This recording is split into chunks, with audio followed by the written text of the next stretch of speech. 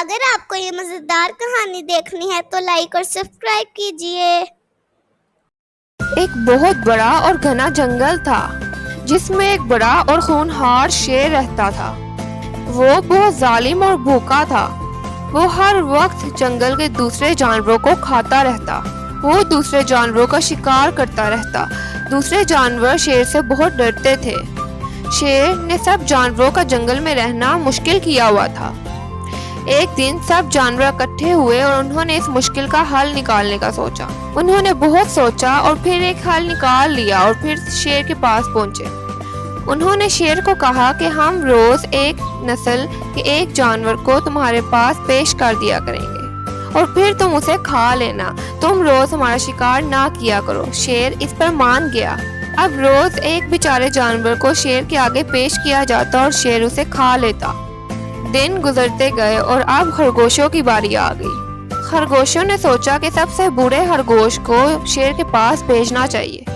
اس لیے انہوں نے سب سے بوڑھے خرگوش یعنی پیٹر کو شیر کے پاس بھیجنے کا سوچا۔ پیٹر بہت زیادہ عقل مند اور ہوشیار تھا۔ اس نے بھی شیر کے پاس جانے کی حامی بھر لی۔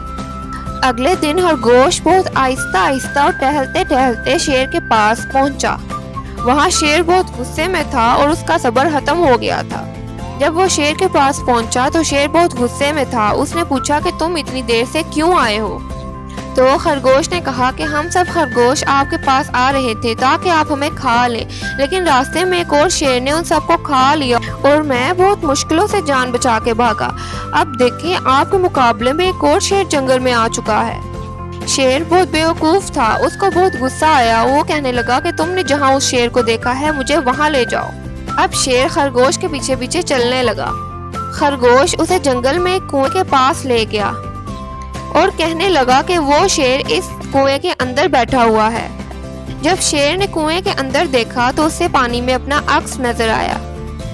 تو شیر بیوقوف سمجھنے لگا کہ یہ دوسرا شیر ہے۔ وہ اس سے لڑنے لگا اور پھر ایک دم سے اسے پکڑنے کے لیے پانی میں چھلانگ مار دی۔ بس کنویں میں چھلانگ مارنے کی دیر تھی۔ اسی کا تو خرگوش انتظار کر رہا تھا۔ شیر پانی میں ڈوبنے لگا۔ وہ بہت چلایا لیکن کوئی بھی اسے بچانے کے لیے نہیں آیا۔ خرگوش بہت خوش ہوا کہ اس کے اوپر سے مصیبت ٹل چکی تھی۔ وہ جلدی سے بھاگ کر اپنے دوستوں کے پاس پہنچا تاکہ یہ خبر ان سب کو سنا سکے۔ یہ خبر سن کر پورا جنگل خوشی سے جھومنے لگا۔ اب ان کی جانیں محفوظ تھیں اور ان کے اوپر سے مصیبت ٹل چکی تھی۔ کہتے ہیں اس کے بعد کسی بھی شیر نے وہاں کا رخ نہیں کیا اور سب جانور آپس میں ہنسی خوشی رہنے لگے۔ یہ سب خرگوش کی عقل مندی کا نتیجہ تھا۔ اس لیے کہا جاتا ہے کہ عقل مندی کے ذریعے بڑی سے بڑی مصیبت کو بھی ٹالا جا سکتا ہے۔